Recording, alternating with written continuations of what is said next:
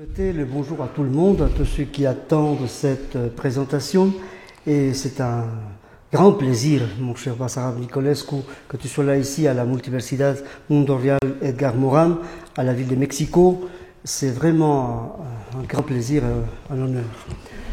Donc, dans ces temps de bavardage entre nous, on veut profiter évidemment de ta présence pour aborder quelques questions. Il y a tellement de questions qu'on pourrait aborder, mais il y en a 6 dont j'ai pensé, évidemment. Si toi tu penses qu'il y a d'autres qui sont très très importantes, bien sûr. À toi de les mettre. Ce sera un début. C'est ça ne sera qu'un début, bien sûr. Alors donc, pour commencer, je veux dire qu'il n'y a pas de question et que la transdisciplinarité est devenue un point de repère incontournable vis-à-vis de la pensée du réel. Et dans n'importe quelle partie de la connaissance qu'on prenne. C'est vrai partout, à peu près. Or, la complexité, comme telle, doit faire face, à l'heure actuelle, à de nombreuses situations dont on ne savait même pas qu'elles existaient.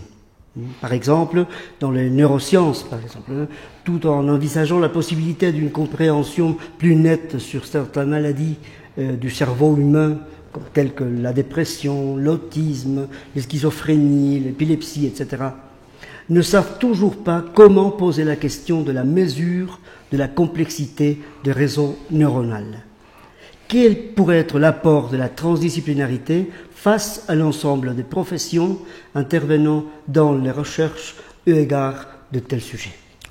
Oui, je me permets tout d'abord à faire une remarque. Je crois que la complexité a tout à gagner à s'associer avec la transdisciplinarité, parce que sinon, à mon avis, la complexité va arriver à une impasse.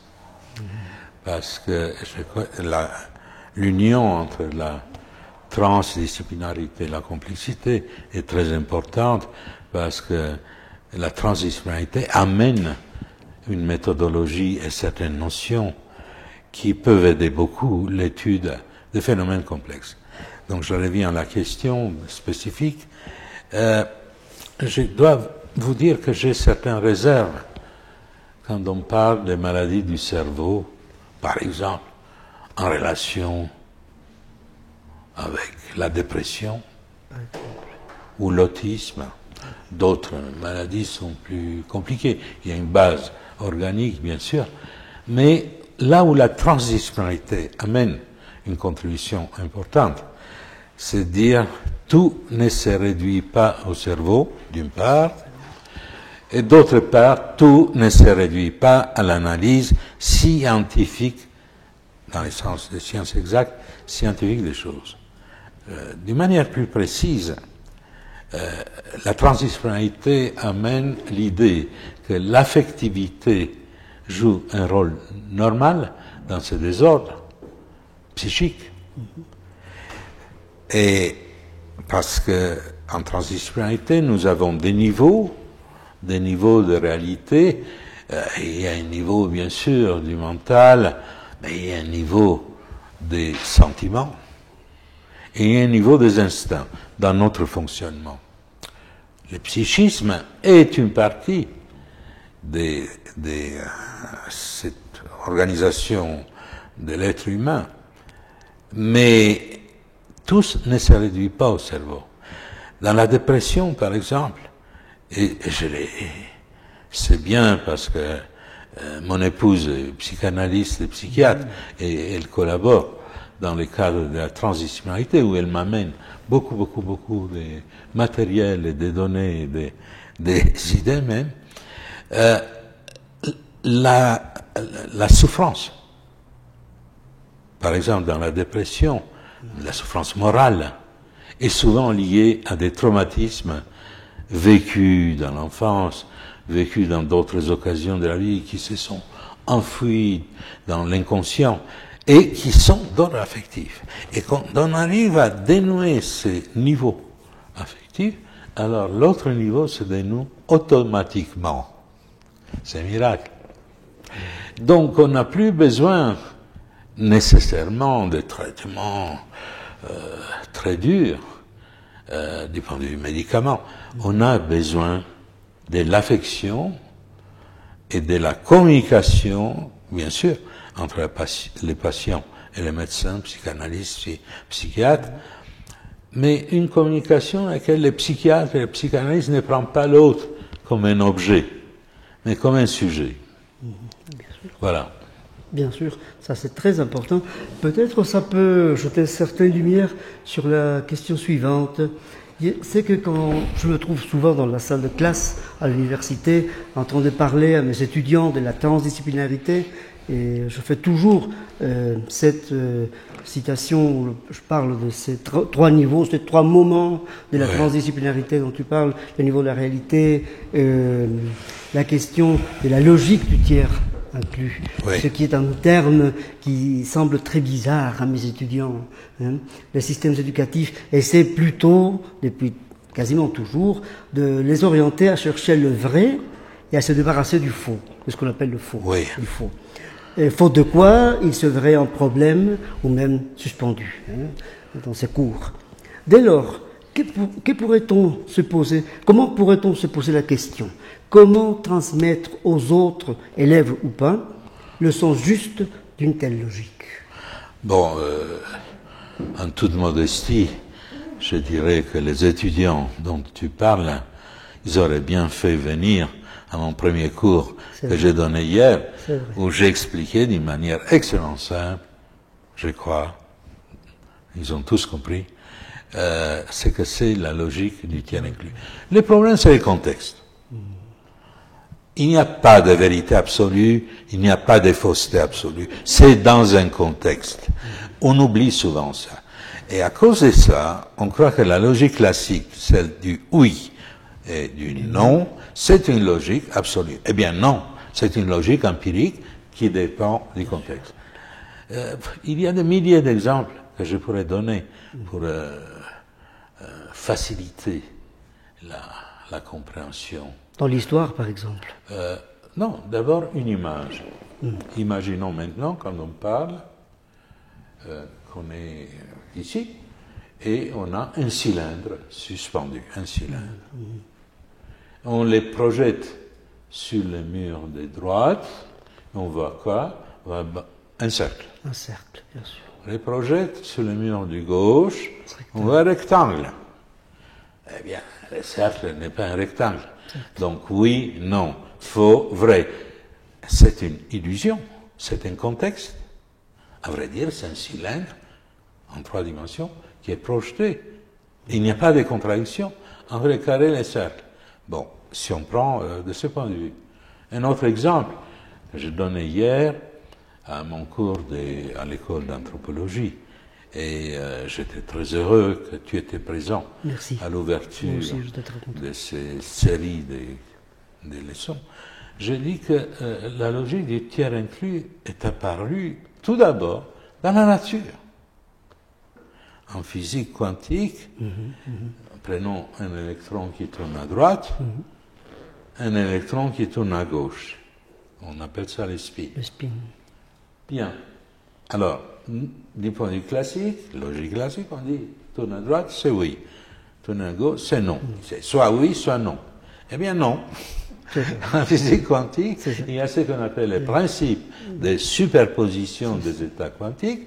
Il y a une manière de tourner à droite avec une probabilité et l'autre tourner à gauche avec une autre probabilité de telle manière que la somme des probabilités est 100%. Bon. Donc, la logique du tiers inclus, c'est à la base de la physique quantique, à la base de nos ordinateurs, c'est à la base des noms cellulaires. Alors, pourrait-on dire que ce qu'on appelle vrai aujourd'hui, ou vérité, n'est qu'un avantage du moment? N'est que l'avantage du moment. Oui, c'est-à-dire vrai ou faux, encore une fois, ça dépend du contexte, ça dépend des préjugés. Ça dépend du contexte culturel, ça dépend du contexte philosophique, ça dépend du contexte religieux. Mais prenons encore un cas très simple pour comprendre cette logique du tiers inclus. D'abord un tiers, c'est important, toujours quand on a 2 termes, de penser à un troisième. Il y a beaucoup de troisièmes. Le troisième inclus, c'est une autre affaire. Prenons le cas de l'amour et de la haine. dans un couple, par exemple. Combien de fois, dans les couples, on parle d'un amour fabuleux, et avec le temps, on tourne vers la haine. L'amour, la haine. Oui, non. Comment ça se passe que les mêmes êtres éprouvent des sentiments contradictoires? Eh bien, c'est parce qu'il y a l'absence du tiers. C'est-à-dire la conciliation. L'amour et la haine sont deux facettes de la même chose. Donc, et ça veut dire quoi, en clair, d'une manière un peu plus élaborée? Cela veut dire qu'il y a un niveau de réalité où il y a oui à, non, non à, les contradictoires, et qu'il y a un troisième niveau où les contradictoires se concilient, il y a une conciliation, mais cette conciliation, l'état T, qu'on appelle le tiers inclus, se trouve à un autre niveau de réalité. Alors c'est horriblement simple, mais c'est très dangereux de penser toujours en termes d'une logique absolue, avec vérité absolue et fausseté absolue. Extrêmement dangereux. Donc les logiciens se sont rendus compte très vite quand la physique quantique est apparue, et n'oublions pas la théorie du Big Bang est apparue pratiquement en même temps, tout d'un coup, il y a eu une floraison des logiques non classiques. C'était les années 20, 30, 1920, 1930. La logique du tiers inclus, c'est une de ces logiques. Il n'y a rien de bizarre. C'est bizarre par rapport à nos habitudes de penser. C'est dont on doit se débarrasser, je crois, dans cette démarche transdisciplinaire et complexe, c'est se débarrasser de ces préjugés. Certains préjugés sont bons, bien sûr, ça nous aide à fonctionner, mais d'autres préjugés que nous, on prend pour des vérités absolues sont très dangereux, parce qu'on peut même tuer quelqu'un au nom les fanatismes, par exemple, les fanatismes religieux, qu'on trouve à tout le coin aujourd'hui, malheureusement. Oui. Alors, il est très bien connu, cette question, mais j'ai beaucoup d'intérêt à te la poser, et parce que je crois qu'on a partagé quelques sentiments là-dessus. Il est bien connu que dans la plupart des milieux scientifiques, à l'heure actuelle, le mot spiritualité, tel quel, peut en général poser pas mal de problèmes. Pour ne pas dire de véritables cassures à l'intérieur des communautés de recherche, universitaires ou ailleurs, et ce qui est bien pire, à l'intérieur des systèmes épistémiques des sciences mêmes. La question de la spiritualité n'a pas beaucoup sa place. Il me semble que la spiritualité, quelle qu'elle soit, fait partie de l'intégralité de l'homme, de tout homme, de tout le temps, de toutes les latitudes, ne fût-ce que inconsciemment, dans sa vie de tous les jours. Alors, comment fait-elle la transdisciplinarité pour approcher ce trait-là, constitutif à tout être humain, la spiritualité? Il y a d'abord quelques remarques préliminaires. D'abord, le mot spiritualité est très beau, parce que ça vient des spiritus, ça vient de la respiration. La respiration, bien sûr. Donc, à vrai dire, un être humain sans spiritualité, de ce point de vue, c'est comme un être humain qui ne respire plus. Il est mort. Ça. Qu'est-ce que c'est un homme sans spiritualité? C'est que de la poussière. Bon, mais ça, c'est un jugement, disons, qui n'est pas rigoureux. Là où il y a la rigueur, nous avons beaucoup travaillé en transdisciplinarité, malgré toutes les résistances par rapport au mot spiritualité, parce qu'il est très connoté, comme tous les mots, c'est un mot prostitué. Il y a beaucoup de mots qui sont prostitués dans nos langues, parce que c'est l'usage qui fait cela. Alors, si on essaie de comprendre d'où ça vient, cette élimination graduelle de la transcendance, de la spiritualité, c'était pas toujours comme ça. Avant, au Moyen-Âge, la spiritualité, c'était vraiment une nécessité absolue. Intégrée. C'est à partir de la Renaissance qu'il y a eu cette séparation. Séparation entre quoi et quoi? En termes de philosophie, entre un sujet et un objet. L'idée magnifique et révolutionnaire à l'époque, à l'apparition de la Renaissance, avec les travaux de ces fondateurs comme Galilée, comme Newton, comme Kepler, qui étaient d'ailleurs des êtres de transition, parce que c'était des êtres très spirituels, c'était graduellement l'idée qu'il y a un objet devant nous, il y a nous qui observons cet objet, et si nous connaissons toutes les lois déterministes, etc., on peut tout prévoir et tout connaître.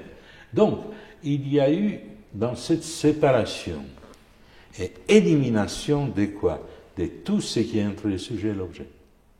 C'est tiers, mais c'est un autre tiers que le tiers inclut. Je viens tout de suite à ça. Il y a eu cette idée qu'il n'y a rien qui s'oppose à la manipulation du monde, à la transformation du monde par la connaissance de l'homme. Eh bien, les choses n'ont pas marché comme ça. Avec l'apparition de la mécanique quantique, c'était déjà un coup terrible qui a été donné à ces visions des choses, qui était partagée par Einstein d'ailleurs, un des fondateurs de la mécanique quantique, mais qui n'acceptait pas toutes les connaissances, toutes les conséquences de la mécanique quantique. Alors, l'idée de la transdisciplinarité, en quelques mots, c'est dire qu'il y a un tiers entre le sujet et l'objet qui permet la transmission de l'information entre le sujet et l'objet. Un tiers qui ne se réduit ni à l'objet, ni au sujet. On appelle cela, j'ai beaucoup de travaux dans ce sens-là, et même des livres, le tiers caché. C'est quoi le tiers caché? À quoi il est caché? Ben, il est caché à notre tête. Il est caché à notre pensée analytique. Il est caché quand on veut élaborer des théories sur ce tiers. Mais on peut l'éprouver, on peut le ressentir, ce tiers. Donc, ce tiers caché, c'est, on dit, dans certains des travaux actuels, que c'est ma contribution la plus importante à la philosophie, parce que personne avant moi n'a utilisé ces mots de tiers, cette notion de tiers caché. Donc, le tiers caché, c'est un inconnu, c'est l'inconnu. Mais pas l'inconnu temporaire.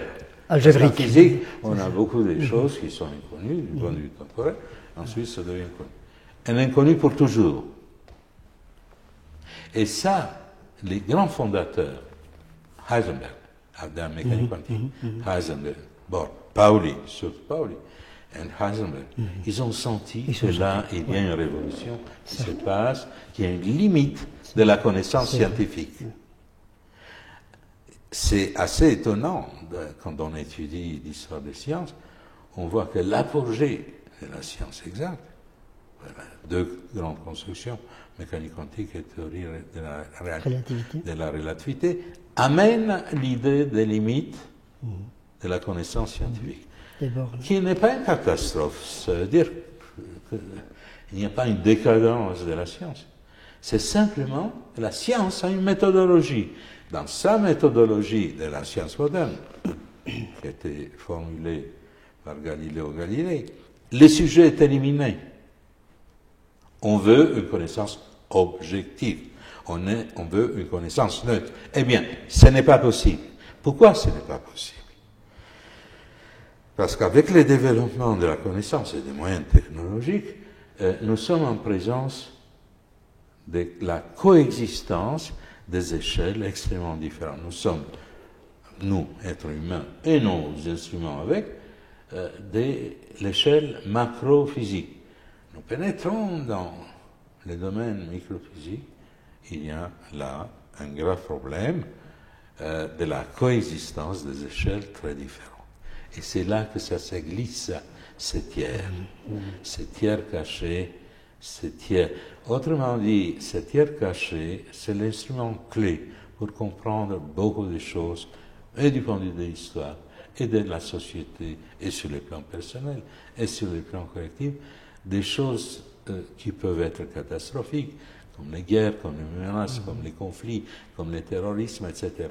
Tous ces genres de choses viennent de l'élimination du tiers caché. Alors le tiers caché, si je comprends bien, pour expliquer cette coexistence entre le macro, le méso, le microscopique, mais alors quel pourrait être le point de vue de ce tiers caché à l'égard du temps, de la flèche du temps, de ces phénomènes irréversibles, oui, à tous les niveaux? C'est une excellente question, parce que les tiers cachés, par définition, il est dans le non-temps. Il n'y a pas de temps. C'est le temps sans temps. Oui, il n'y a pas de temps, il n'y a pas d'espace. Et c'est une chose très cohérente du point de vue logique. Déjà en physique, nous avons progressé de 3 dimensions d'espace à une dimension de temps. Nous sommes maintenant en 9 dimensions d'espace et une dimension de temps. Des dimensions supplémentaires, comme on dit, de l'espace-temps. Chaque niveau de réalité est plongé dans un espace-temps différent. Et donc, quand vous avez un nombre fini ou infini d'un niveau de réalité, où il est le temps? Il n'y a plus de temps. Et ça, il faut reconnaître que la pensée théologique l'a bien compris. Bien avant. Parce que ces tiers cachés, vous savez, j'ai donné des conférences, par exemple, dans les milieux théologiques, et quelqu'un orthodoxe, chrétien orthodoxe, m'a dit, le tiers caché, c'est le Saint-Esprit. Je dis, oui, pour vous, oui. C'est une des facettes du tiers caché, mais le tiers caché ne se limite pas au Saint-Esprit. Pourquoi le Saint-Esprit? Parce qu'il me dit l'interaction entre Dieu le Père et Dieu le Fils, et ensuite par l'incarnation, par l'apparition de cet être bizarre qui est l'être humain, qui fait, disons, la jonction entre la divinité et la terre. Et cette jonction, c'est le Saint-Esprit qui le fait. Donc, dans ce langage, on pourrait dire le tiers caché. C'est dans le non-temps. C'est-à-dire la pensée complexe. Pour moi, penser est aujourd'hui une pensée capable de penser les dimensions supplémentaires de l'espace et du temps d'ailleurs. Et penser aussi les non-temps, les non-espaces. C'est-à-dire c'est une pensée riche, une pensée qui ne se limite pas à l'inconnu, à non-temps et non-espace, mais qui négocie, c'est une pensée je dirais, de négociation. On négocie avec l'inconnu. On doit négocier avec l'inconnu, parce qu'autrement, tout est cendre. Oui, c'est vrai, dans le fond, toute la recherche humaine a à voir avec ça, n'est-ce pas? Alors, au point de vue de la société, les sociétés modernes, c'est évident, sont devenues extrêmement contradictoires. En ce moment-ci de l'histoire, dans beaucoup de sens. Parmi toutes ces contradictions, il y en a une qui me frappe avec une force particulière, et surtout aux esprits des jeunes universitaires, à savoir le problème du chômage. Quoi faire de leur vie, quoi faire de leur formation professionnelle, etc. Il est possible que cette situation-là ne soit que le revers d'une contradiction bien plus profonde. C'est-à-dire, d'une part, on a celles des institutions universitaires en train de former des professionnels sur tous les fronts, et d'autre part, on a la pauvreté et l'étroitesse des possibilités offertes à ces mêmes jeunes. Est-ce que la transdisciplinarité, point de vue social, pourrait-elle faire changer les perspectives des acteurs de la société pour mettre fin à ces paradoxes? Absolument. C'était une de nos préoccupations majeures. J'ai commencé à parler de la transdisciplinarité déjà dans les années 80, il y a longtemps. Et une de nos premières préoccupations, c'était l'éducation. L'éducation comprise dans le sens d'un équilibre entre les différentes composantes de l'être humain, la pensée, les sentiments et l'instinct, qui donne une flexibilité intérieure capitale pour ne plus avoir le chômage. Et c'est pas démagogique ce que j'ai dit Dans quel sens, je précise, C'est très important, ça. je précise, on peut éliminer, tout du moins en grande partie, le chômage en créant des êtres flexibles, capables d'échanger à n'importe quel instant de leur vie d'un métier à un autre. Je disais dans mon manifeste de la transdisciplinarité que l'éducation devait être comme un métier à tisser, les choses interpénétrées, interconnectées, de telle manière qu'on peut passer sans difficulté, parce qu'on est obligé de passer. Dans ma génération et dans ta génération, quand on était dans un métier, il ne fallait pas les changer, c'était fini pour toujours. Bon, les jeunes d'aujourd'hui, ils doivent changer de métier plusieurs fois, on devient vieux très vite, Oui. par rapport à nos époques, parce que ce n'est plus des êtres performants, les choses changent, etc. Alors je crois que la flexibilité, c'est un moyen merveilleux, du point de vue de l'éducation transdisciplinaire, pour créer une flexibilité interne qui permet à l'être de passer comme ça, comme une danse, d'un métier à un autre, et ne plus être une souffrance horrible comme aujourd'hui. Oui, c'est vrai. Et c'est un grand problème, à mon avis, c'est-à-dire mes étudiants qui, dans le cas de la médecine par exemple, tendent tous à la surspécialisation. Oui. Alors, au fond, je me dis... Moi, je dis c'est la peste des pestes aujourd'hui. La surspécialisation. C'est-à-dire la spécialisation est très bonne. Oui. Il faut la garder, ça. Oui, mais l'excès de spécialisation, c'est une peste, parce qu'on crée des êtres super spécialisés qui demain n'auront plus de job. Oui. On voit très bien cette massification. C'est très fragile. C'est tragique. Je connais très bien les statistiques élaborées à l'UNESCO.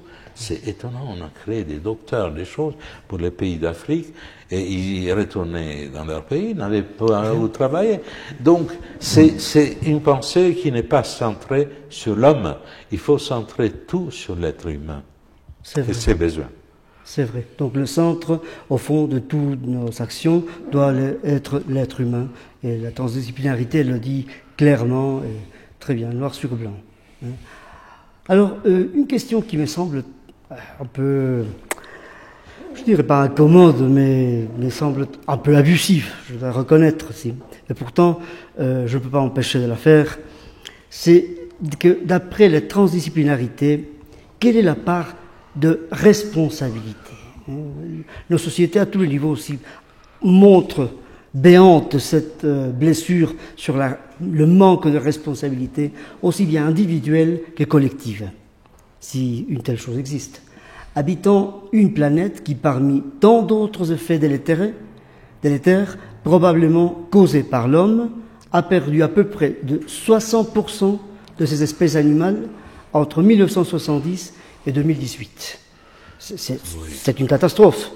Oui. Mais, je sais que ce n'est pas la première extinction massive, mais à ce rythme-là, oui, autant qu'on sache, jamais on l'avait eu. Voilà, nous partageons, bien sûr, tout à fait ce sentiment. D'ailleurs, mes derniers écrits, articles, j'ai produit toute une série d'articles et des conférences et communications, en même temps accent sur l'aspect éthique de la transdisciplinarité. Il y a une éthique de la transdisciplinarité qui implique la responsabilité individuelle et collective, comme tu l'as si bien dit, devant ces problèmes auxquels nous nous confrontons, problèmes énormes aujourd'hui. Il y a d'une partie, bien sûr, le climat, la disparition de l'espèce. Tout ça s'est regroupé sur les mots d'anthropocène, c'est-à-dire le fait que l'être humain, pour la première fois de l'histoire, il a changé les caractéristiques cosmiques. C'est-à-dire, paradoxe de la nature. Donc, il a changé la nature. Donc, pour la première fois, la distinction entre la nature et la culture, autrefois si proclamée, n'est plus valable. La culture change la nature. Et souvent, dans une perspective qui est vraiment de l'ordre de la rentabilité, en s'y foutant complètement de l'être humain. Bon, l'Anthropocène. Et dans mes écrits, je vais plus loin que ça, je parle de la nouvelle barbarie. Pour moi, paradoxalement, malgré le développement technologique, de la connaissance, du bien-être, du point de vue matériel, nous vivons une époque de nouvelle barbarie caractérisée par 3 mots: l'Anthropocène, c'est-à-dire ces changements, cette intervention dans les climats, dans la structure cosmique de la Terre. Deuxième point, ce que j'appelle les terrorismes, c'est une nouvelle forme de terrorisme. Je l'appelle, les mots exacts que j'utilise dans mes textes, c'est les pan-terrorisme. C'est-à-dire c'est un terrorisme où il n'y a pas de soldat contre un soldat. Il y a un tueur qui extermine une foule innocente. C'est terrible parce que c'est un phénomène qui est fait au nom de Dieu. C'est-à-dire une récupération de la divinité caricaturale, bien sûr, pour tuer. Ça, c'est vraiment une nouvelle barbarie. Et troisième point de la nouvelle barbarie, c'est le transhumanisme. C'est-à-dire cette idée que par l'implantation des chips électroniques, des puces électroniques dans notre corps, tout genre de prothèses, on va arriver à créer des êtres humains des millions de fois plus performants que nous sommes actuellement, plus intelligents, c'est une puissance de calcul plus grande, ce qui est vrai. Des êtres qui ne connaîtront plus les maladies, parce qu'on va agir à l'intérieur du corps humain au niveau génétique, des êtres qui ne connaîtront plus la vieillesse. Certains disent même la mort, ça c'est autre chose. Enfin, disons une mortalité qui s'approche de l'immortalité dans le sens qu'on peut vivre facilement 100, 200 ans maintenant de notre vie terrestre. Tout ça, c'est exaltant, c'est utopique, mais c'est très grave parce que ça veut dire la création des transhumains, c'est pour ça qu'on appelle ça transhumanisme, transhumains, et de l'autre côté, il y aura nos pauvres, nous, les pauvres humains, qui vont être les serviteurs de ces transhumains. C'est quelque chose de très important aussi à étudier comme phénomène. Freud l'a bien vu déjà dans les années 30, quand il parlait du fait que par sa deuxième nature, l'être humain, la nature technologique, il va éliminer tout Dieu pour se créer un Dieu prothèse. Je trouve ça sublime comme expression, un Dieu prothèse. C'est-à-dire, c'est vraiment, il a prévu l'apparition du transhumanisme. Et oui, donc, de ce point de vue, je crois, nous tous, qui sommes engagés dans ces mouvements de la transdisciplinarité, en complexité ou ensemble, nous avons une responsabilité immense. Bien sûr, nous ne pouvons pas changer tout ça, parce que les forces derrière sont immenses, et surtout du point de vue financier. Parce que du point de vue financier, derrière, il y a des sommes immenses qui jouent des intérêts extraordinaires. Et donc, mais chacun à notre place peut agir. Et moi, je crois beaucoup dans l'action individuelle, sur place, dans notre vie. Et d'autre part, il y a une responsabilité de tirer l'alarme. Parce que c'est assez extraordinaire. Moi, je voyage dans beaucoup de pays du monde. Même un mot comme anthropocène, c'est inconnu. Qui est quand même un des phénomènes extraordinaires qui peut changer la face du monde. Même les transhumanismes dans certains pays, on ne connaît pas très bien ce que c'est. En France, la France est un pays toujours intéressant parce que en France, tout vient avec du retard. Mais ça vient. Mais ça vient quand même. Moi, j'ai eu pour le transhumanisme. J'ai écrit sur ça, j'ai tiré l'alarme sur ça depuis des années. En France, tranquille, silence. Et depuis 3-4 ans, on parle beaucoup. Ça commence à parler. Il y a même des biologistes, des médecins qui commencent à être des adeptes du transhumanisme. Et il y a même des chrétiens transhumanistes. Hélas. Bon, je crois qu'il y a beaucoup à penser, ça donne à penser. Tout ce que tu nous dis, on pourrait dire beaucoup plus, évidemment, sur la transdisciplinarité, mais je crois qu'on a déjà des idées extrêmement intéressantes et importantes pour penser, pour songer.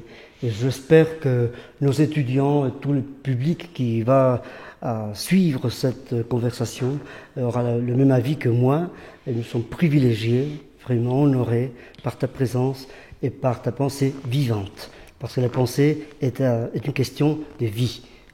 Tu es la vive preuve de ça. Merci beaucoup, Au Alexandre.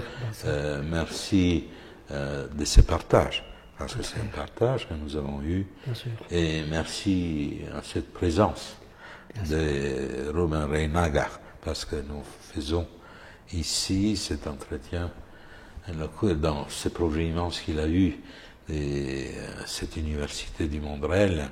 J'ai eu le privilège de les connaître, et on sent sa présence. Et j'ai eu sa présence dans les terres cachées, et j'ai senti sa présence quand j'ai parlé. Voilà. Bien sûr. Merci infiniment, Bassarab.